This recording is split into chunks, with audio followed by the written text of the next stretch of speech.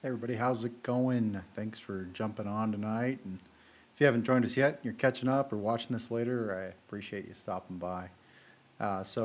For those of you who've joined one of our lives before, it's pretty much an open format. Feel free to ask any questions. There are going to be some changes coming up over the next year or so. We are going to do a formal podcast where we're going to cover a specific topic each week. That will be released on Tuesdays. It's going to be about Alaska travel for the most part. We'll talk about different parts of the state. We're obviously going to talk about Katmai. It's what we specialize in. But we're going to cover a whole bunch of different stuff. And so, we'd obviously appreciate it if you tune into that and enjoy it. Of course, we do all this stuff totally free. It doesn't cost you anything. It's not a membership. Feel free to stop by at any time. We are Katmai experts. It's what we do our entire summer, and most of our off season is dedicated to helping people get there. So appreciate you guys stopping by, and if you've got any questions, feel free to put it in the chat. If there's any issue with the audio or video, please let me know, and I will address that. This is the first time we've been using this software. We're streaming to YouTube and to Facebook if you prefer one to the other, and so it is a little bit new, but I think I've got most of the kinks worked out over the last week or so. So if you guys have any questions, please feel free to drop them over in the comments. I will answer them as quickly as I can. There is a little bit of a delay sometimes in the actual stream itself. So if you want to do that, go ahead. I am going to, and I think that we're looking at about a 30-second or so delay right now. I am going to work on editing some photos that I took of the Bears at this fall, at the end of the season. But again, like I said, open format. That's not the subject of this video. Happy to give any advice if that's something you're interested in, but that's not the purpose. I'm here to answer any questions, talk about the podcast, what are the subjects going to be, what do we do, and if you've got questions about Katmai for this year or next year, please feel free to ask. I will do my best to answer them. If you're thinking about planning a trip for 2025, it certainly is not too early. In fact, in some cases, it might be too late. So if you have some dates, please let me know. I can pull up the calendar and check it and see if that's something you want. We can jump in on that. So I'm just going to switch scenes here, and we can kind of jump into this other stuff.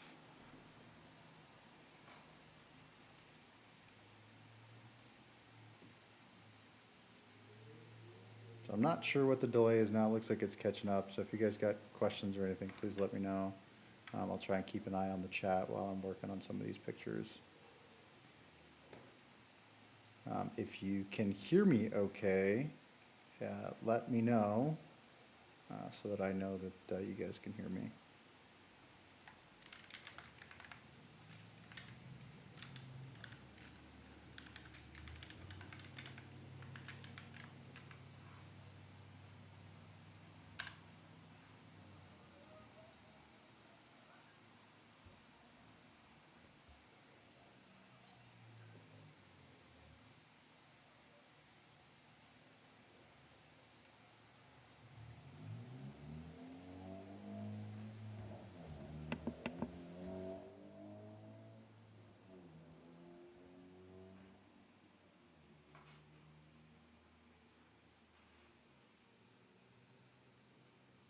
Hey Connie, thanks for jumping in here. Best time to visit. Glad to hear the sounds great. Thanks for that feedback. As far as best time to visit, there really is kind of a wide range of what is it exactly that you're looking for. I've actually got an article on Katmai B&B's website in the blog section about that exact question. Because what you're going to see is going to vary based on the time of year that you're there. What the bear activity is going to be like is going to vary. And then if you're trying to fish or anything else, it's going to certainly impact that, what that's going to be like. So I'm happy to show you where that is at, and I will, let's see. and I will put the link to the post in the comments. So let's just go to, let's see why you guys can't see this.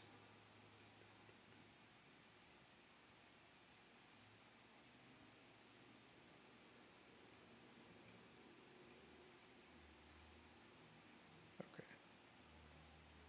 All right. All right, so this is Katmai B&B's website, and then down here in the blog section, you can go here, and here we've written the article on the best time sea bears at Brooks, and I'll kind of use this as a reference as we go through here. Post that in the comments, but you can visit it. You can get to Katmai B&B's website in the blog section. We'll bring you to some of these articles that we've written. Now I just updated this one here towards the end of the season. So bear viewing really takes place from the last week of June until the season ends sometime in mid-September, depending on who the operator is. We typically shut down somewhere between the 10th and the 15th. Next year we'll be done on the 10th, and it just really depends on how much interest there is in going that late into the fall. Peak bear viewing is going to happen in July. That'll be the greatest number of bears, fish, and also people at the falls. And so that's kind of the downside to July. August, there'll be fewer bears, but also a lot less people. And then in September, the bears return, but for the most part, they don't camp out up at the falls like they would in July or the beginning of August. They are mostly fishing the lower river. Only the most dominant bears will be up at the falls. Like this year, Chunk and 747 basically split August in half, and one had the falls in the beginning, and then Chunk came back and basically took it over in the later part of the year. For anybody who's new to the bears, a lot of them have nicknames. The park doesn't officially name bears, so Chunk is 32, and 747, his nickname is Colbert, but most people call him by his number, or Bear Force 1. So anyway, so this whole article is dedicated to kind of answering that question. I'm not going to read it to you, but I'll just go over quickly here. So July is when you're going to see the most bears at the falls. It's also going to be the most limiting as far as time on the platform, but that's when you're going to see bears catching fish, jumping the falls. So that is something to keep in mind if that's what you're looking to do. August, there'll be fewer bears. Typically, I would say, between 5 to 10 bears around Brooks Camp, with maybe 2 or 3 at the falls at any given point. The more patient you are at the falls, the more bears you're going to see there. If you just get a snapshot glimpse of 5 minutes on the webcams or something, you might be under the impression that there's no bears there in August. But the reality is that if you are willing to hang out there at the falls for an hour or 2 hours, you're going to see 4 or 5 bears come through. Some will stay and fish, some will move on. And each August is a little bit different in terms of timing, but August is basically good until about the 15th, and then from the 15th to the 25th, it slows down. That being said, if you want unlimited time on the platform with a bear or 2 at the falls, you're going to get it. And then there'll be 4 or 5 bears throughout the rest of Brooks Camp, down on the beach, in the lower river, and possibly on the trail. And then September is also a good time to visit because the colors start to change. So if you're looking for more interesting backdrops or a change in foliage for your photographs, I think August is great. When we go back to Lightroom here, we'll look at some of what that looks like versus these pictures where everything's just green and you don't get very interesting skies like the one in this picture here. But there won't be that many bears at the falls in September. Most of them will be located on the lower river and the lower viewing platform, but there is very few people that time of year, so it makes it for a really nice experience. So if there's any other questions about when to visit, happy to cover them in more detail, but that's kind of, I guess the best time to visit would really depend on what you're trying to see. If you want to see fish jumping, it's going to have to be July or the first 10 days or so in August. As you push into the back half of August, there's not nearly as many fish jumping or as many bears. And then about the 25th to the 5th of September, 25th of August to the 5th of September, the bears will return to the Brooks River, but mostly to fish the lower river and not so much the falls. Hopefully that answers that question. So these are some pictures I took in the fall of the Beatty Bunch. So here's all three of them together. They're looking, pretty chunky here at this point. I've got some pictures of Goalie, and this was in September as well, sitting on the top of the falls there. And so that, there's still bears up there. We can see Chunk here. I can't remember who this was here, and I'm not the bear expert, especially if they're lesser knowns. That may be Walker, but from this angle, it's difficult for me to tell. Here they are again together, and I'm fairly certain Chunk ended up giving the spot up to Walker.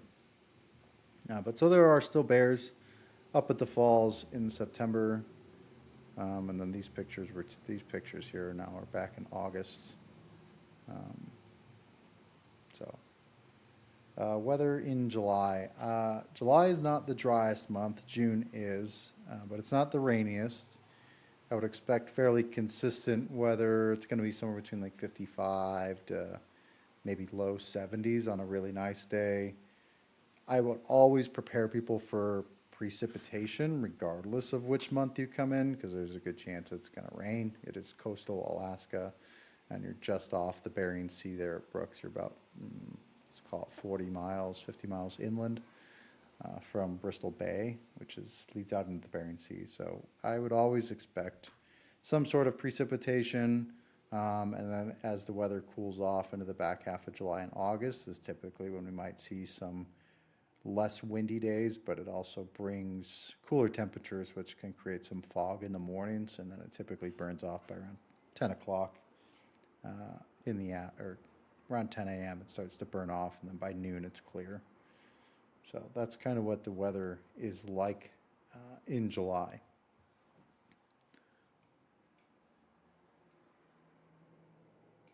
Is anybody here watching a photographer? A lot of times we get questions about what the right length lens to bring with. We do get a lot of people who just, nothing wrong with, cell phone pictures, but if there's any photographers here, I'm happy to pass along whatever information I have.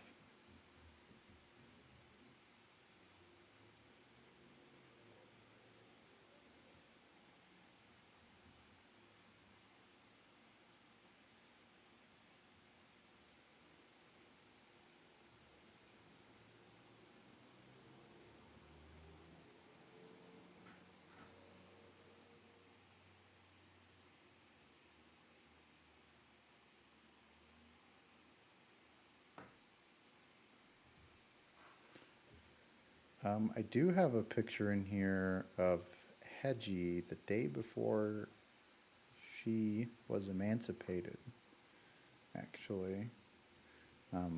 Very sad news about her mom there at the end of the season, if anybody follows the bear cams, but I did get a picture of her the day before. And then I also have this picture of the Beatty Bunch in June, I think June 26th. They were walking along the beach. I think I posted this one to one of the Facebook groups.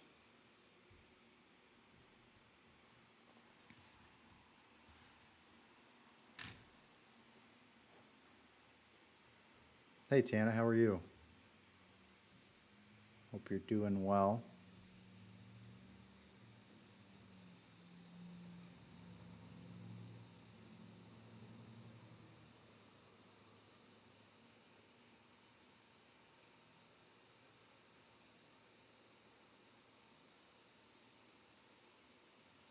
A lot of these I've already edited them. I just haven't posted them anywhere. Here's 747 in June as well. He was one of the first bears to arrive and get in the water there at the falls. This was the first shot I had him as we were walking up.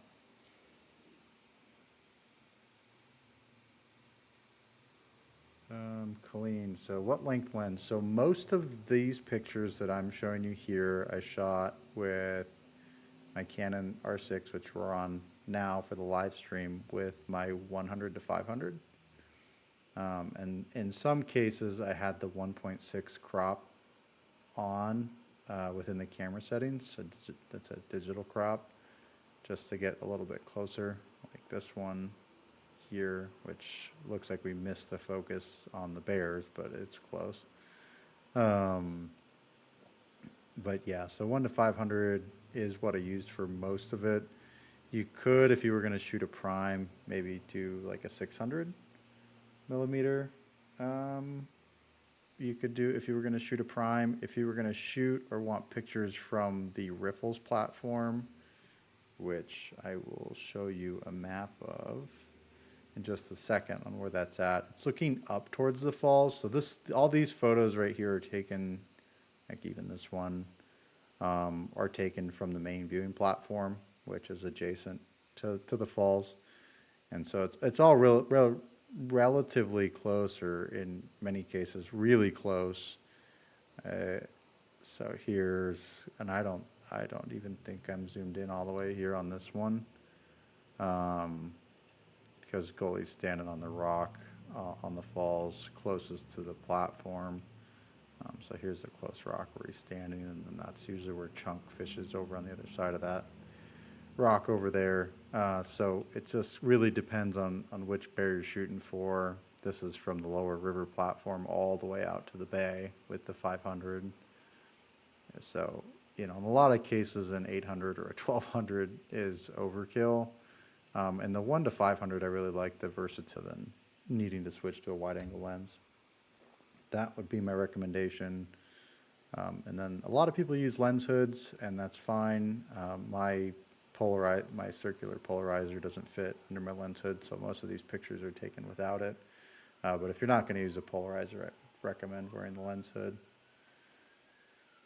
But all these are going to be shot somewhere between 3 and 500 here. So that would be my recommendation. You could do a 70 to 200, I think, in some cases, but for some of those further shots, or like the shot of this bird, you're going to want something that has a little more reach. Hopefully that answers the question there, Gene and Colleen.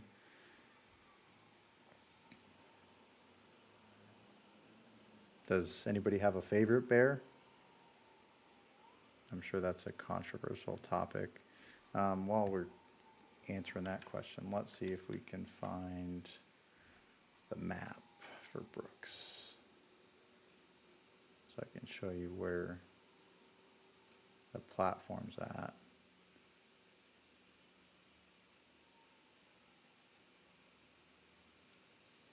Does anybody have any questions about how to get to King Salmon, or how the logistics of getting to Brooks?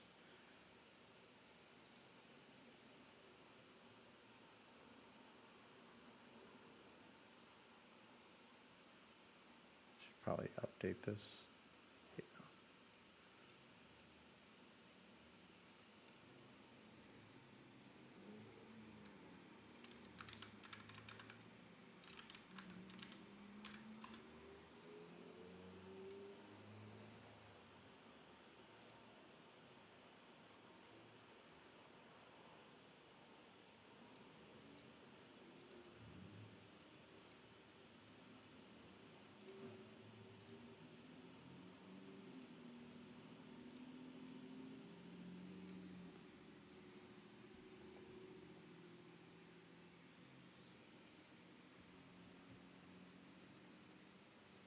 My favorite is Otis stated. 747, huh? All right, that's 747 is a classic there, Tiana. Everybody loves 747. And he was pretty gentle this year. I don't know if you guys saw, but he was, he fished with A56 and I forget the name of that other bear that's always wanting to hang out. And it's just kind of a goofball. So, Connie, I will get you travel recommendations just a second, but I wanted to kind of demonstrate here where that Riffles platform is. So most of the pictures I showed you were taken from the falls platform. The Riffles platform comes out here to the riverbank, and in July, when there's lots of bears, there'll be bears all the way down here to the Riffles platform. But if you're in August or September and you're trying to shoot one of the main bears, they're going to be over in this corner near the office where Otis used to hang out. That's where 747 and Chunk both prefer to fish, is over here at this far corner. So it is quite a bit of distance between those two. And I would recommend, in that case, even with the 500 and cropped in, it was still a pretty long shot. If you were going to do most of your shooting this direction, you may want something a little bit longer, or a teleconverter. So you may want something a little longer if you're going to reach out that far. But from the falls platform, all of this is really close. 1 to 500 is perfect, even for all the way at the far end. But from the riffles, it's a little further. And I guess while we're here, we'll talk about the lower river platform as well. All of this area can be covered with the 1 to 500, except for this little spit that's out here at the far end. It can be just a little bit too far. And then all of this stuff in here is easily covered with the 1 to 500. And most of them, so like those pictures of the beady bunch that I had over here.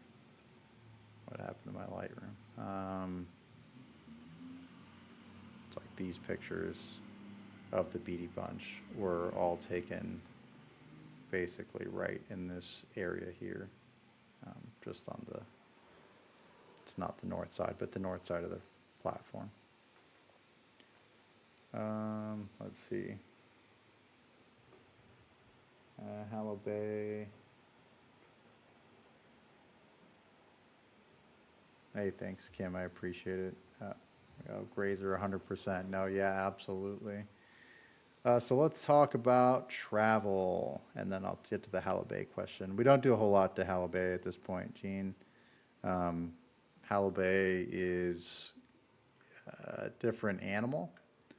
The bears over in Hallow Bay are much different than the bears at Brooks Camp.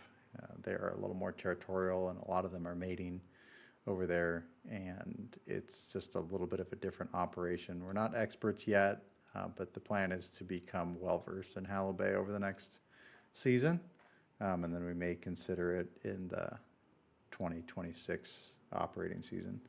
But we don't do any now. I'm sure there's somebody that would be happy to take you, and we can help you figure that out, but we don't do it. Travel recommendations. Let's see, Connie, can I get a little more information about what kind of you're looking for there? But I will briefly go over what needs to happen. So again, I'll reference one of these blog articles because they'll walk you through it. This one's King Salmon to Katmai. I do have a trip guide. If anybody doesn't have it already, I can get you a link so that you can get access to it. This one's kind of an abbreviated version. But you'll need to fly to Anchorage first. There are no direct flights to King Salmon from anywhere else unless you charter something or have your own private charter, which there may be somebody in this group, but it's a pretty small percentage of people out there that do. But so you'll fly to Anchorage. Alaska Air is the only major air carrier that flies from Anchorage to King Salmon. Aleutian Airways is the other one. They're a little bit inconsistent in terms of flight schedules, so most of the time we just recommend Alaska Air. Expect around $400 per person round trip between Anchorage and King Salmon. And then from King Salmon to Brooks, there's lots of different operators. We try not to be biased. We are one of the operators that goes over there, but that's not what we're doing here. So I try not to be too pushy about that. But yeah, so you've got 3 operators: Katmai Expeditions, which is us. We've got a float plane and a boat that we use to do, it'll be mostly guided going forward, just because of some of the behavior of people who are visiting Brooks, and we don't want to be the ones that spoil it for everybody. So for the most part, they're guided tours at this point. Katmai Air and Katmai Water Taxi are the other 2 seat fare type operators. They'll pick you up in King Salmon and drop you off over at Brooks. Their prices, I suspect, will change. They haven't changed in 2 years now. We went 3 and the 24 season at $450 a seat. So I suspect they will go up next year, depending on when they open their stuff up for booking. We're obviously a little bit more, but we're a lot more hands-on. They're relatively large operators compared to us. They don't do any cool stuff like this, but they do move a lot of people over there, and they do it well. So if you're looking for other options, or if we're booked, that's probably what you could do. If you are a large enough group, there are a couple of charter companies that could take you to Brooks as well. But it's not cost effective if you're less than 4 people. Basically, it would cost you less to just use one of the air charters or one of the seat fare operators. So hopefully that answers your questions there about travel recommendations. I can answer anything else that I have info on, Connie, if you're still listening. And someone complimented the photographs. Thank you very much. I do intend to print some of these. So this one hasn't been edited yet. If you guys want to come along with me while we do that. This is the Beady Bunch, and I'm not very good at, somebody here I'm sure knows which one is bean and bead. I am not an expert, but if you tell me, I'll label it so I'll remember next time. But this is some of the kind of that fall color that you get in September. And then I don't know if I've got any shots across here's June. You just get, it's green, and it's always pretty green. June and July, and then most of August. So it can make getting more interesting shots more difficult. So I prefer the fall just because of the colors. Perfect. You're welcome. So it looks like there's a couple photographers in here based on the lens questions. Have you guys, either of you been to Brooks before, or is this the first time for everybody that's here? I know there's a couple people here that have been out there with us, and I appreciate you joining the show.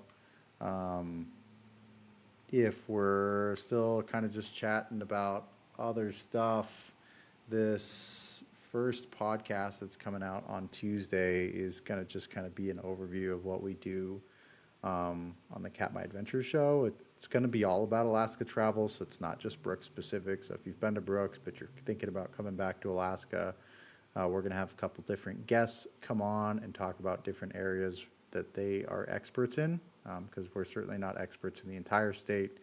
I would say we're pretty well versed on the Katmai stuff, but as far as visiting the Kenai Peninsula and Homer, Seward, we lived in Kodiak for a little bit. We've driven a lot of the road system, but I wouldn't say we've spent enough time to be experts there. So that'll kind of be where we'll bring some other guests on who are and can provide you guys good quality information as far as Alaska travel goes. And then on the following Thursday, we will discuss what we talked about in the podcast, so you guys get a chance to interact with us directly based on the stuff that we talked about each week.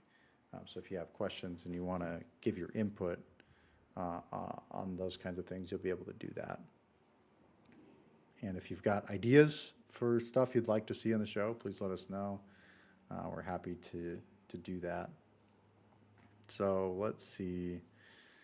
What would you guys do in this picture? It looks a little underexposed to me.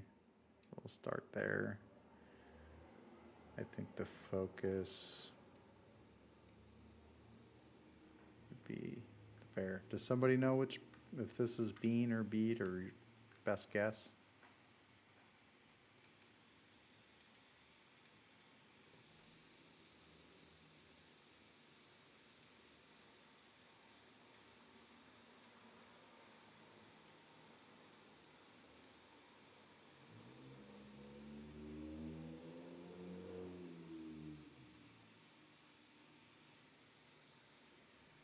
And I do have to flip back and forth because the Facebook chat's a little bit slower than what I'm looking at.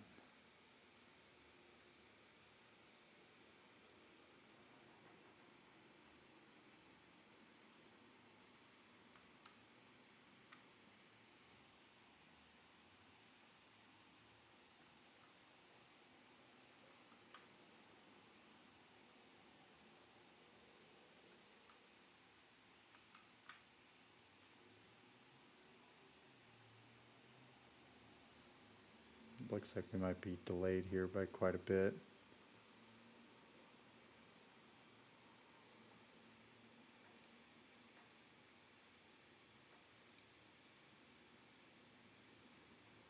There we go. Looks like it's working now. I think it's speed, but not positive. Well, your guess is as good as mine, Tana's. I have no idea which one is which. I've got this other example. This is one of the two as well, but I can usually tell by the behavior, but from the pictures, I have a hard time telling which one is which. But they are, I think, probably one of the fan favorites at the moment.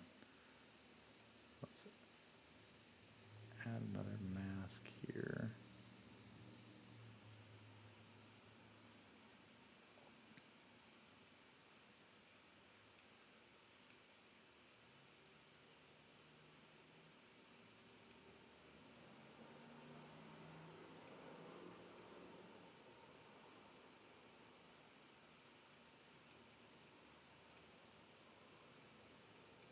Let's get rid of that one.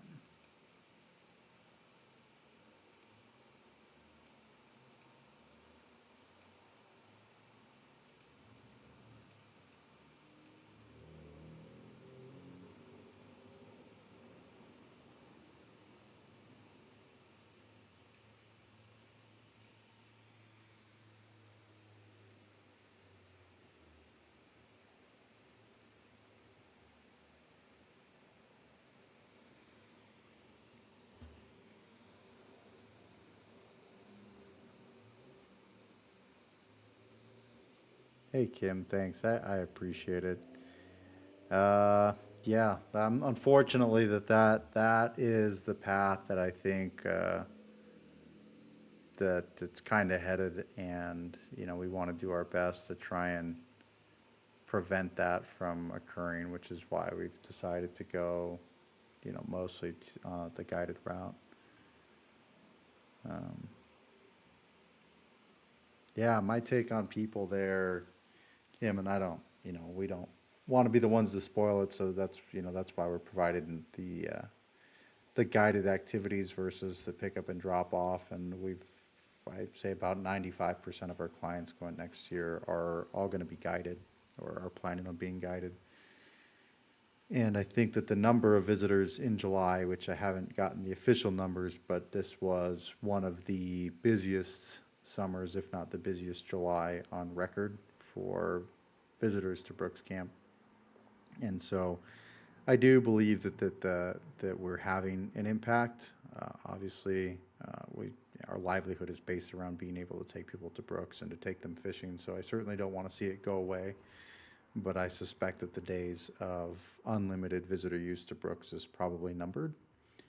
And if nothing else, I think that the majority of people visiting Brooks should have somebody with them so that there's some sort of accountability for how things are taking place up there. It's not that I necessarily think that people need to be controlled, but I think that the people seem to forget that because the bears are acclimated to humans, that they're no longer wild, and they certainly are. And one, negative interaction,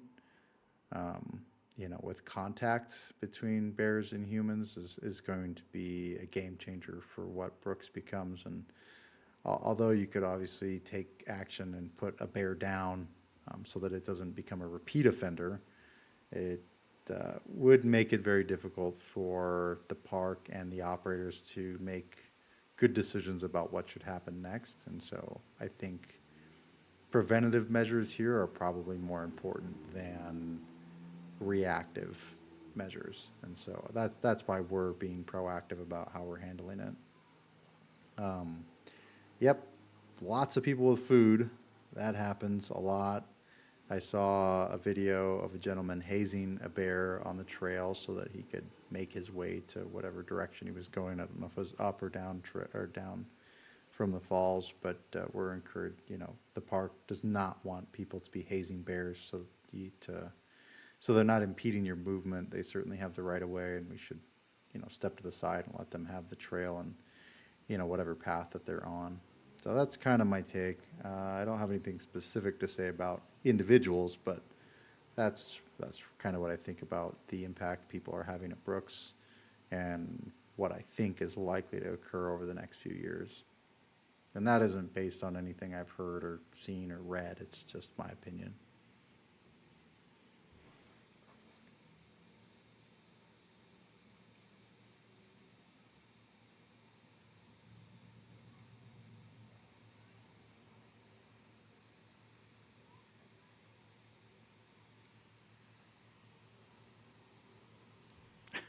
Thanks. I'm not a philosopher, but yeah, I do think that taking action before something happens is probably going to be the best route here. So we'll see what they choose to do. I wonder if this picture might be better with the other one cropped out. Can I get it? Barely. Let's see. That's pretty good.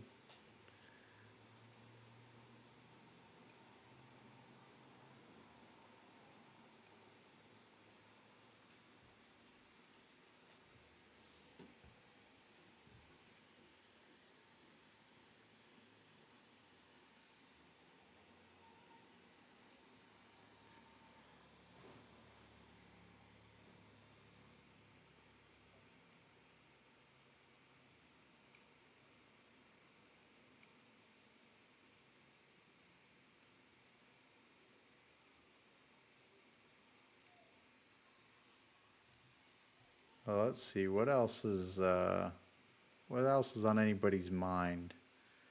Is there any links I can share with anybody? You want the full reflection? Okay, that's not a bad idea. Oh, you're saying of her specifically?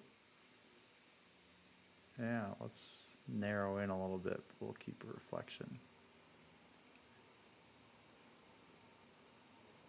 It would be better if this water was calm, but she's obviously disrupted that. But yeah, thanks for the idea there, Tiana. That's actually cool. I'll leave it like that.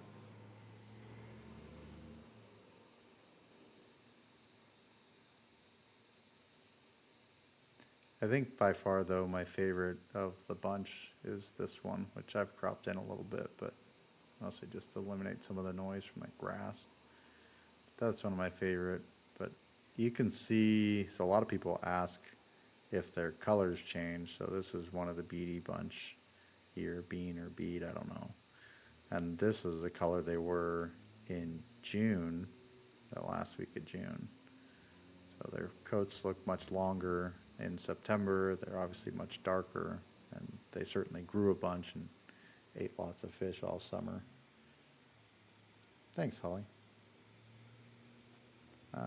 Talk a little bit about the fishing.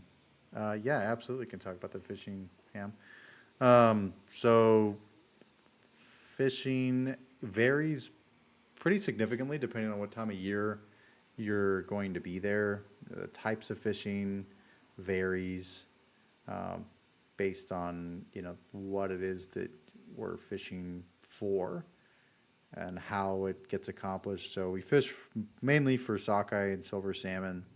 We do some trout fishing in September, and then there's always an opportunity for some kings, although it's pretty slow typically, so we don't do a whole lot of king fishing. But it can be done, and we do catch some nice fish. So let me pull up some fishing pictures that our guide Joe, which some of you may have met from the season, went out there with them. So let me pull those up and I'll share the different types of fishing and what that looks like with you guys.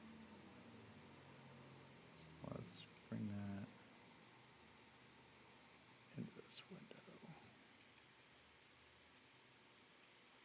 And he also took some really nice bear pictures. So all the photographs in here belong to Joe. He's was our lead guide this summer. So let me share that with you.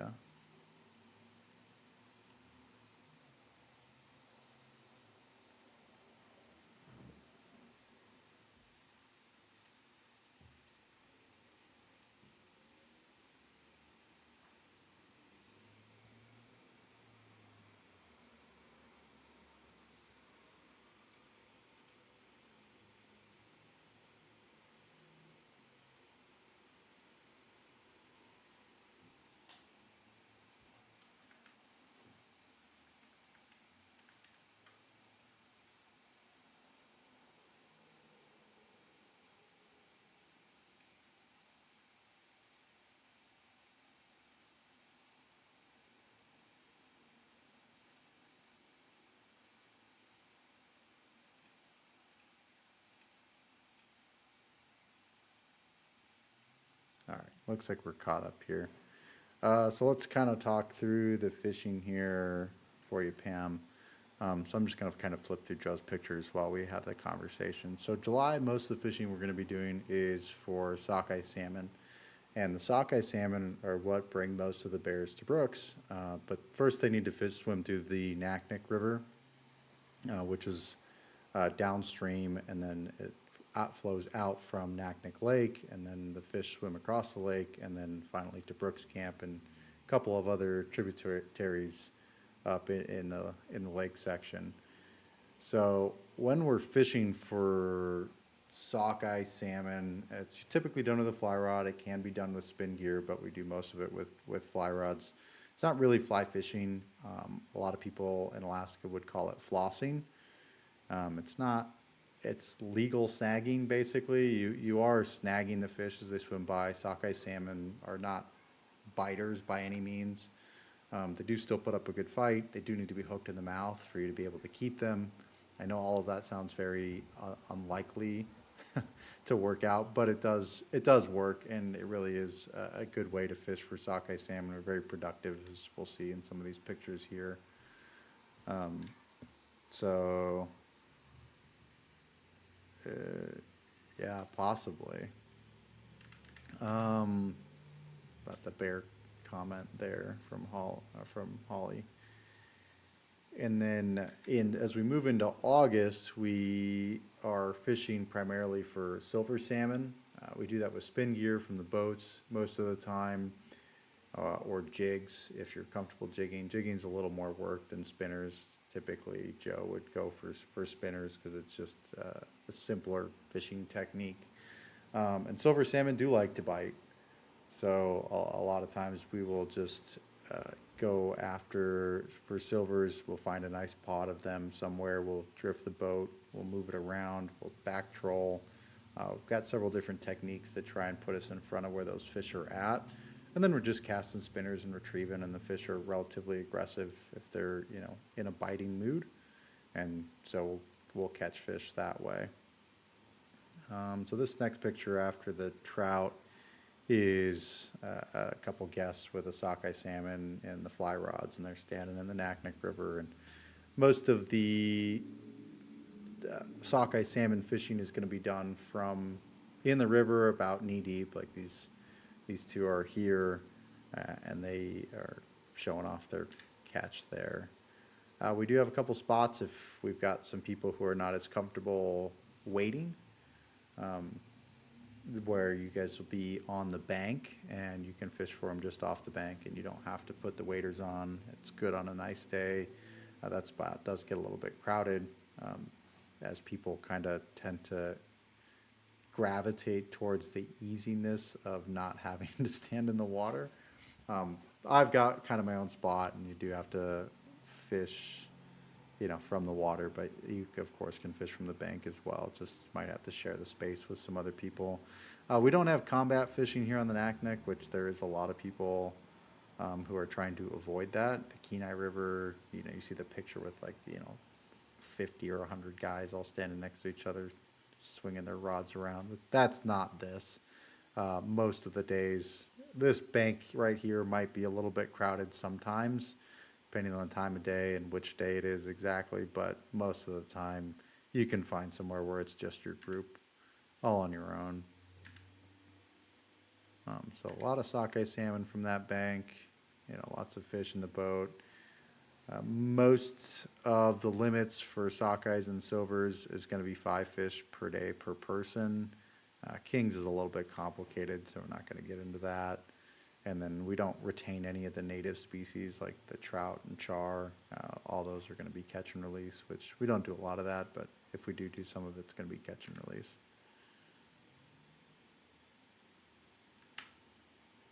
So hopefully that answers the fishing questions. Make sure I didn't miss any comments.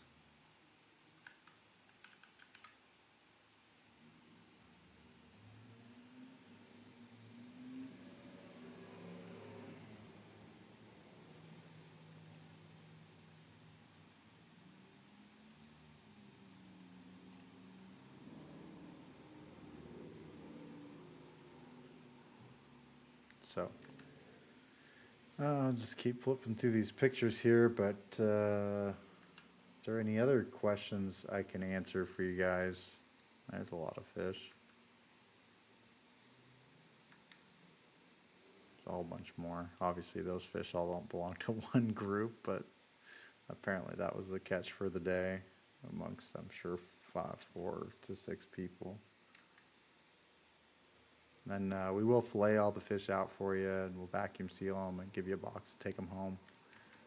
And not really the purpose here to sell anything to you guys. I just love chatting with you about Alaska. So if there's any other questions, please feel free to ask. Happy to answer them. So that's a Chinook or a king salmon there. I think that's the same one.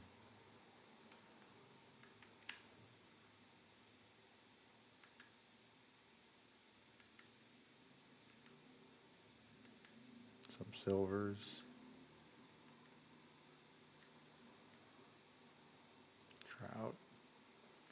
So we do get some bigger trout in the fall, which a lot of people come up for.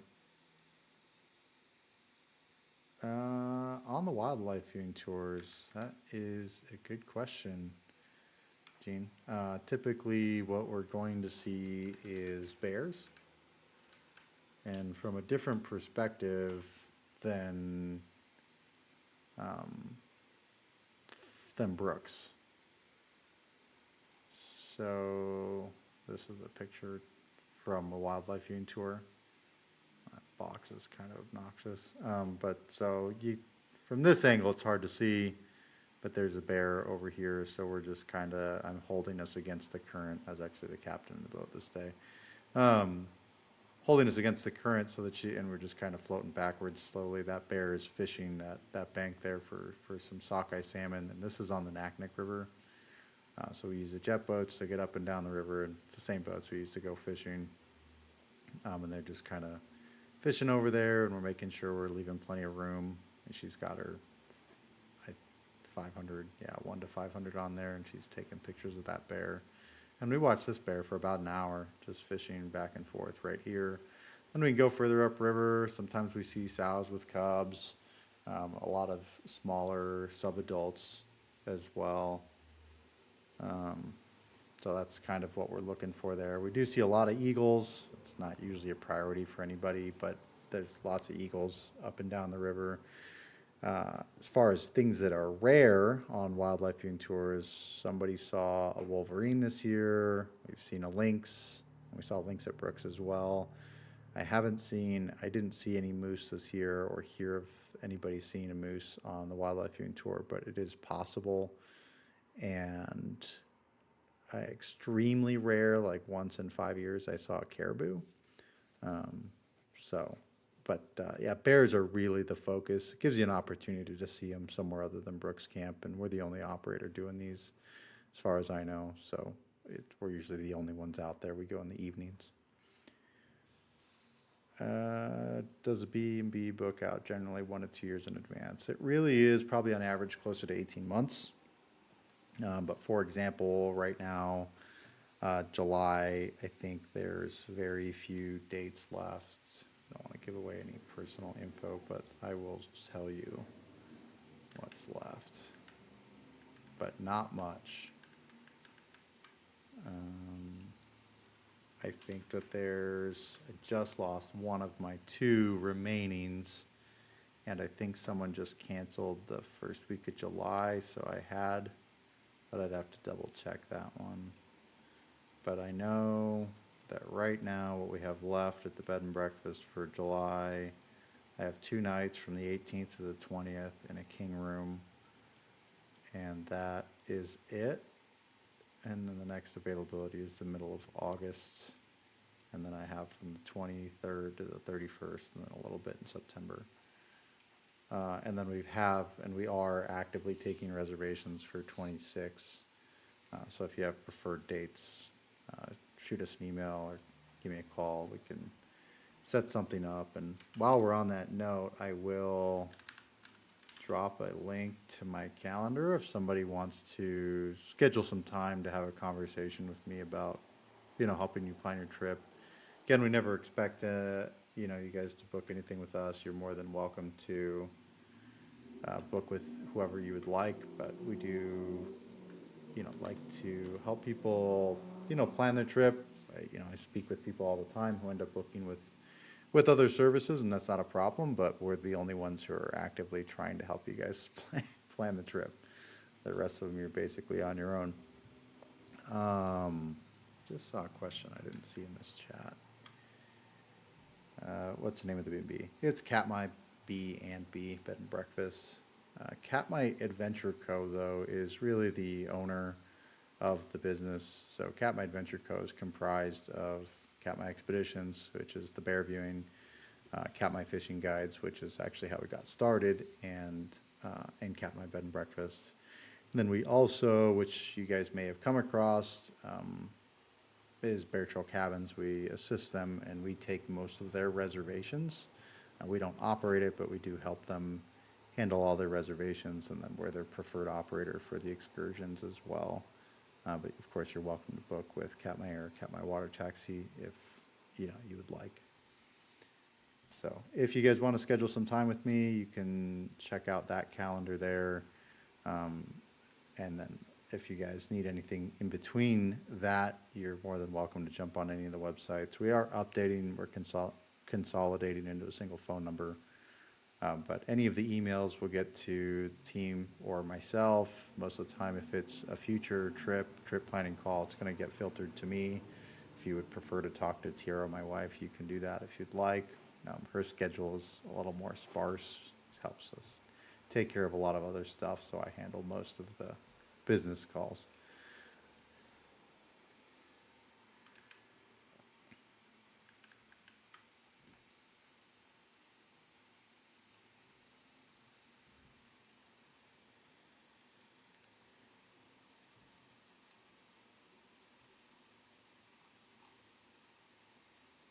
Let Tiara answer the question there.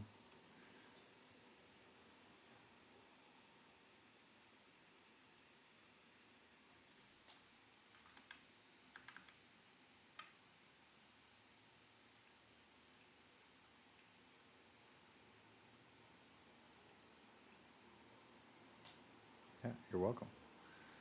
Let's see, what else is important? Is there any subjects that you guys would like us to cover, over the next few weeks for in the podcast and then in the live streams? I'd love to, spend some time being creative and coming up with some stuff that would be helpful to you guys as you plan your trips into the future. And again, if you're watching this, as a replay, please feel free to drop the comments. We will check it, and I'll take that into account as well. And as we're kind of planning the future of the podcast here in the live streams. Hey, look, that's probably one of the only fish I caught all year.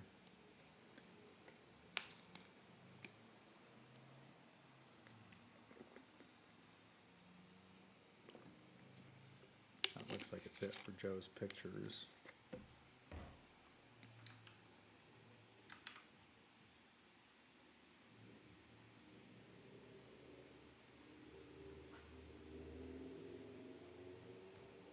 Oh, hey, Paul, I recognize you. Yeah, you stayed at Bear Trail Cabins for a couple nights, and then you moved over to Gold Creek. Yeah, I think they're Fat Bear Lodge now or something.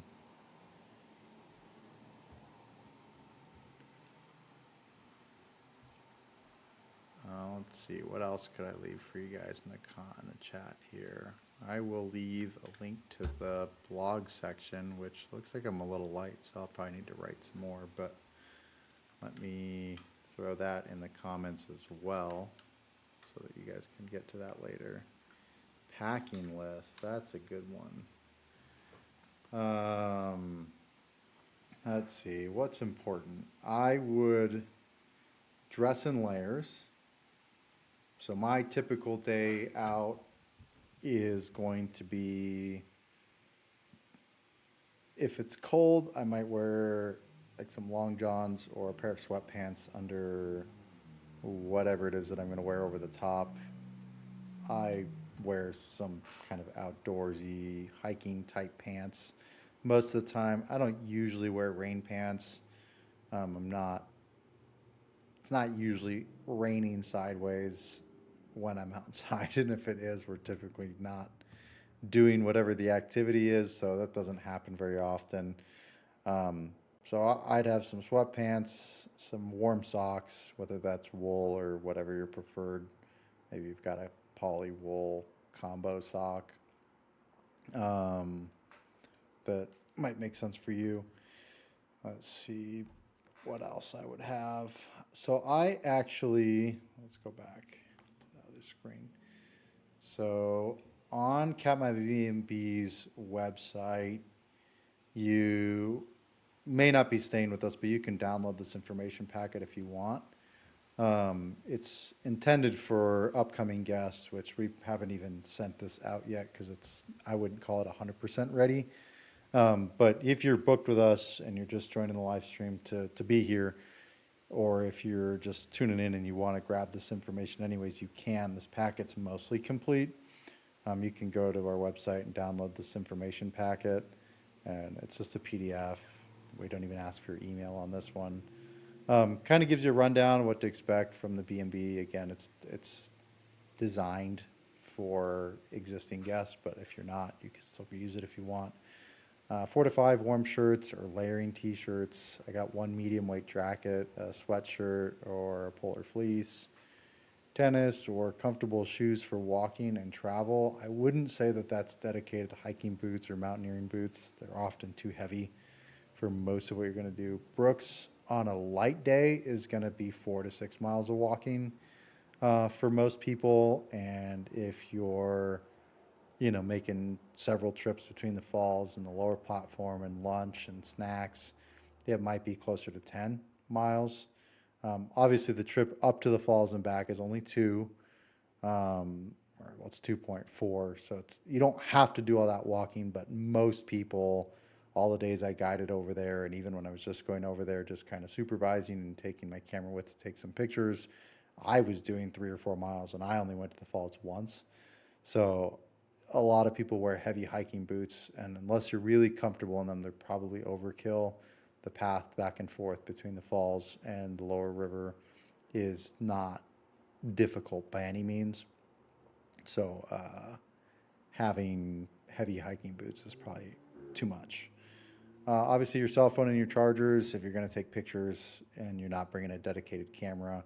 Binoculars are a good plus if you're not it would be too much, in my opinion, if you had a camera with a 1 to 500 millimeter lens, plus your cell phone and a pair of binoculars. People bring too much. I'm guilty of it. A lot of people are guilty of it. You bring too much stuff with you when we travel.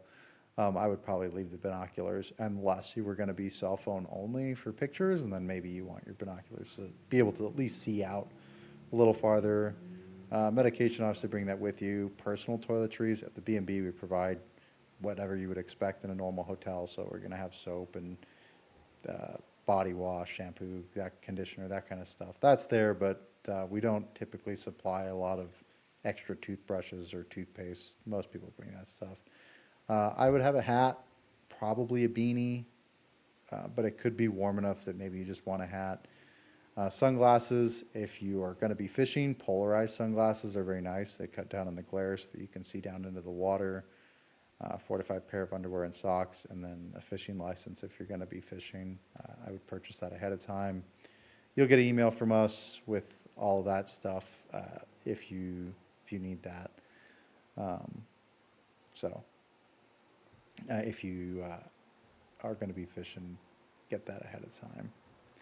Anyway, so you're more than welcome to download this packet. It's just about complete. It's a little bit light on information. So if you're really looking for more info or like the full trip guide, I will link the sign up page for that so that you guys can grab the whole trip guide if you don't have it already.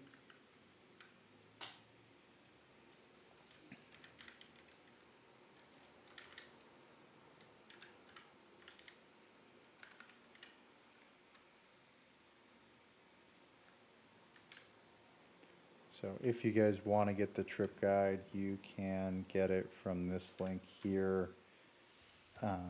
Most of you have probably received it from me at some point, based on the fact that you're here at the live stream. I don't think we have a lot of general viewers, but if you are not in our part of our contact list, there's a good chance that you probably have not downloaded that, but it basically gives you a complete rundown on how to plan the trip, costs for everything. It's got all the operators in there. We're not holding anything back.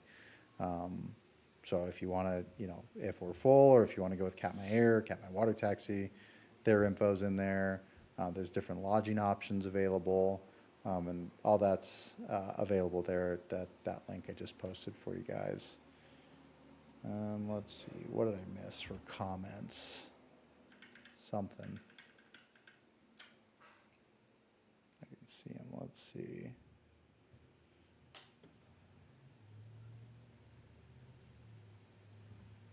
Of course, you're welcome, Paula.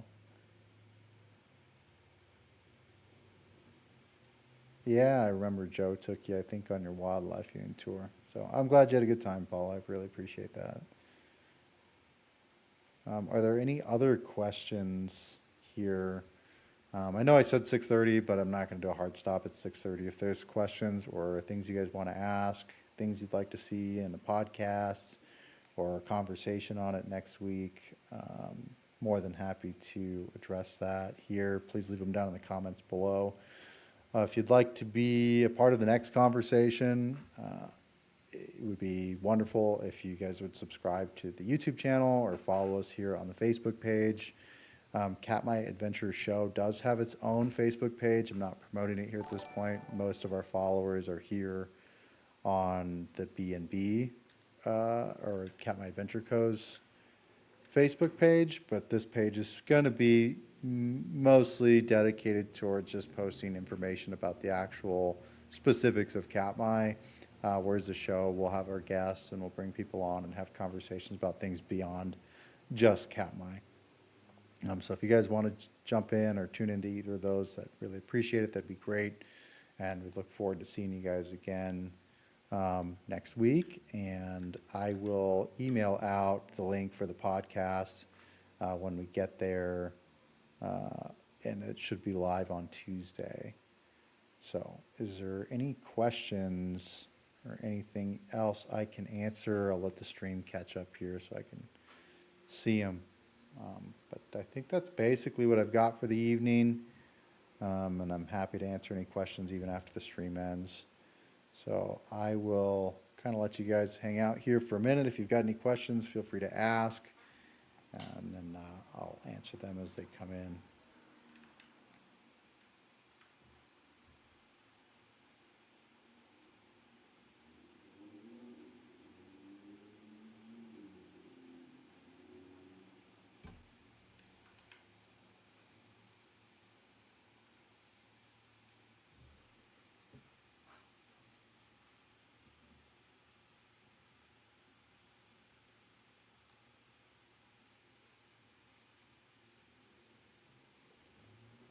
All right, guys, I appreciate you guys stopping in. If there isn't anything else, I'm not seeing anything here in the comments.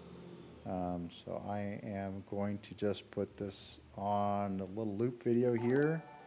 I hope you guys can enjoy that. And then if you have any questions, feel free to drop them in the comments below. And I appreciate you guys stopping in, and we'll see you guys next week.